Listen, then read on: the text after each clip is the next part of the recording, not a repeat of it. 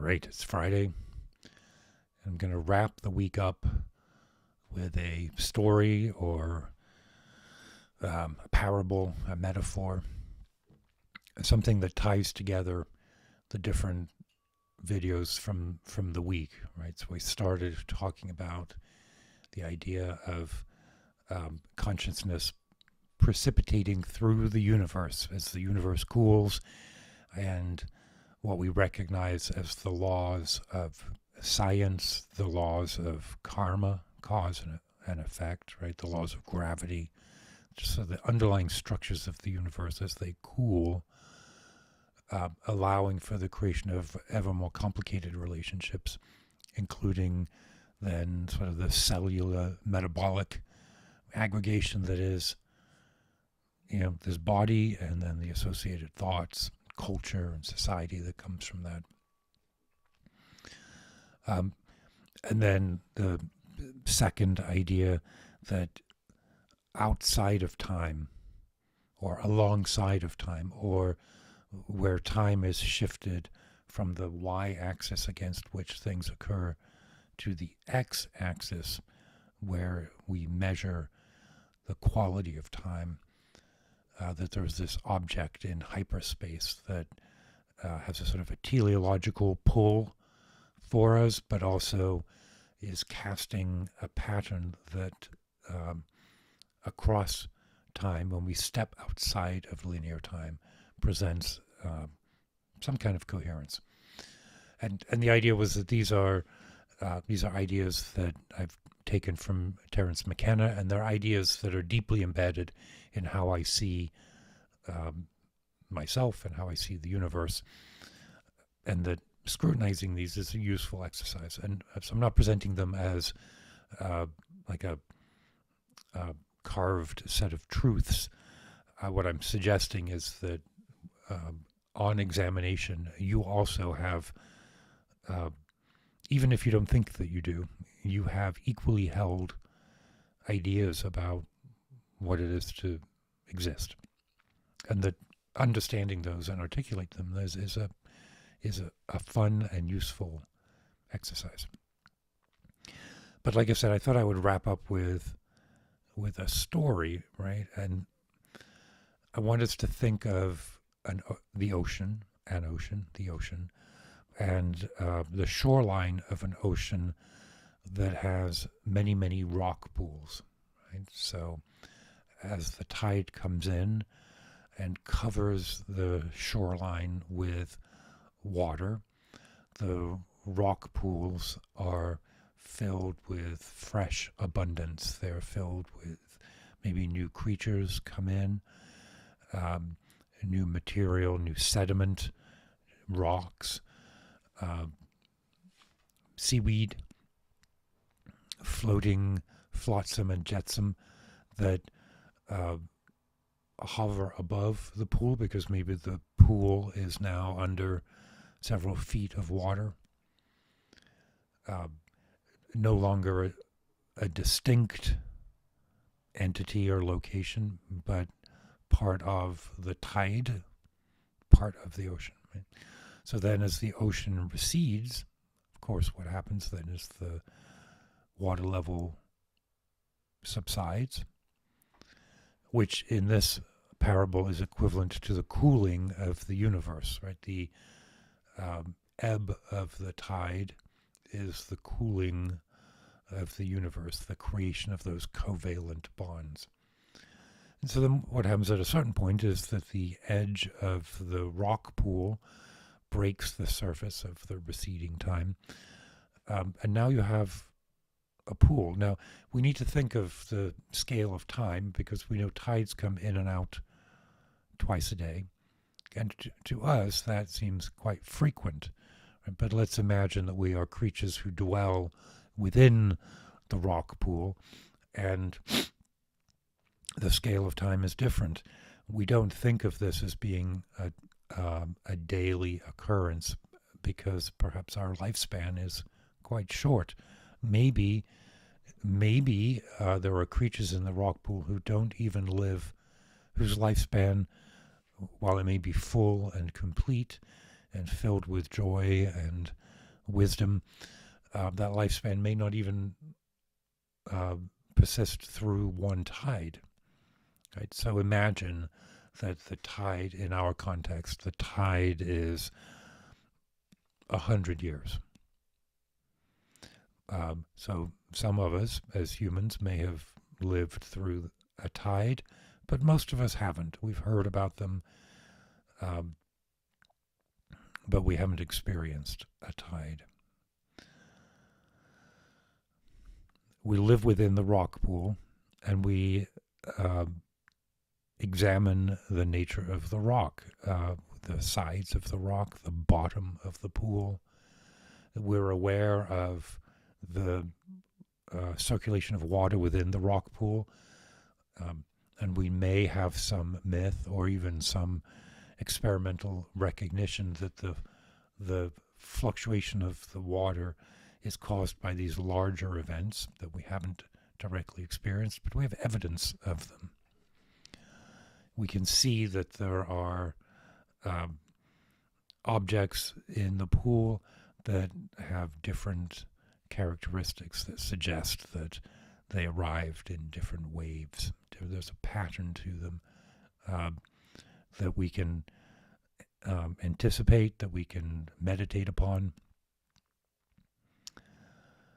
Perhaps one or two of us are able to climb the side of the rock pool. And perhaps when we do that, most of our friends and family look and think, why are you doing that? It's a waste of time. It's foolish.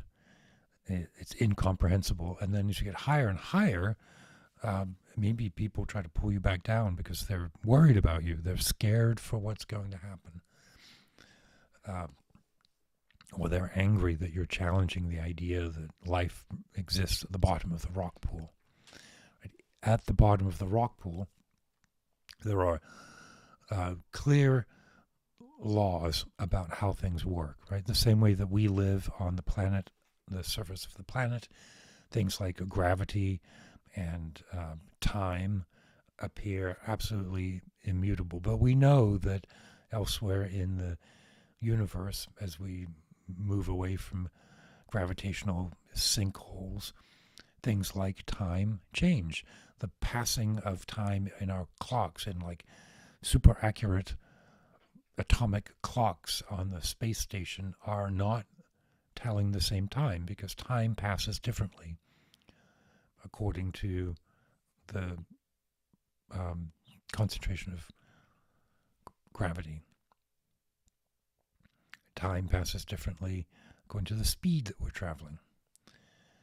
Not just the perception of time, but the actual quality of time, which is why when we take time from the x-axis and shift it to the y-axis, there's another unit, the hyper unit, I don't have a better name for it, that becomes the x-axis. Those things become apparent as our rock pool cousins reach the top and can look out and see the ocean. They can see other rock pools. They can see the sky. They can witness the view down into the rock pool, right? All kinds of experiences, understanding become apparent. They can also see the tide coming in, and they can tell people back in the rock pool, look what's going to happen. Look what has already happened. The perception of duration, of mortality, all shift once you've climbed to the top of the rock pool. Now, in our scientific paradigm, we have made assumptions that the rock pool is the entirety, or if there is another rock pool, it will be similar to ours.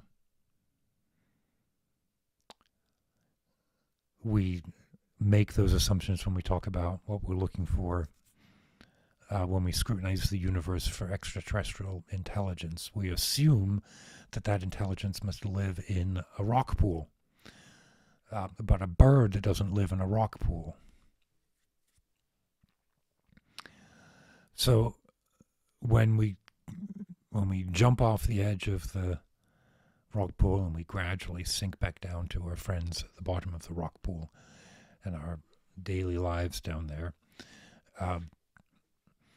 we are now just as the prisoner who escaped from Plato's cave, who first recognized that in Plato's cave you are watching shadows that are caused by light behind you, and then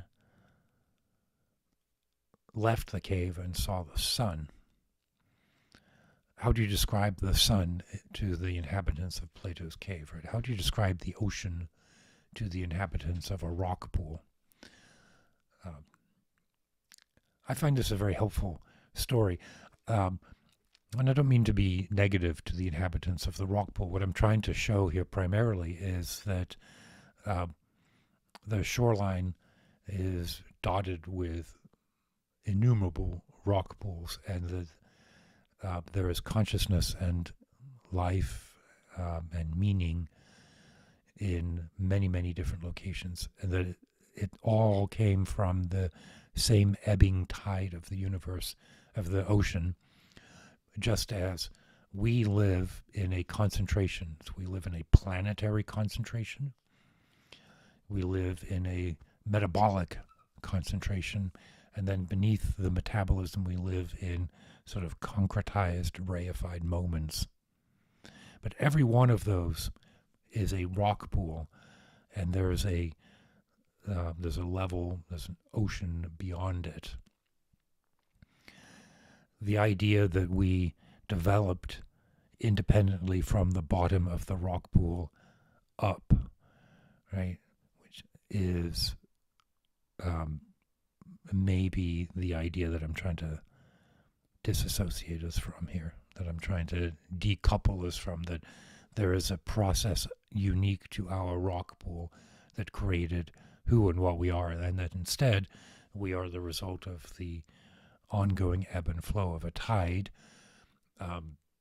which is the cooling of the universe. And yeah, I guess if I take that metaphor to its extent, that the universe is a tide, and we are in an ebbing of the universe, and there will be a flowing of the universe where we are refreshed, and some unimaginable point of view that perhaps is the singularity, where everything changes and yet nothing changes, right? We're in the rock pool surrounded by the ocean. Now the ocean is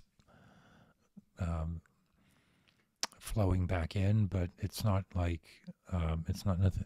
We're not destroying everything. We're just changing everything. So maybe maybe the parable fails there, but I don't think it does. I think it actually takes us to the edge, and like with all good parables, leaves us with questions to ponder, a direction to consider. Anyway, I'm going to wrap today and the week teeming with life, teeming with meaning. Let me know if you have any questions or comments or different points of view, corrections, anything. Just drop a note. And then on Thursdays, I pull all of those together and can kind of dig in and go through specific question and answers. Keep your wits about you.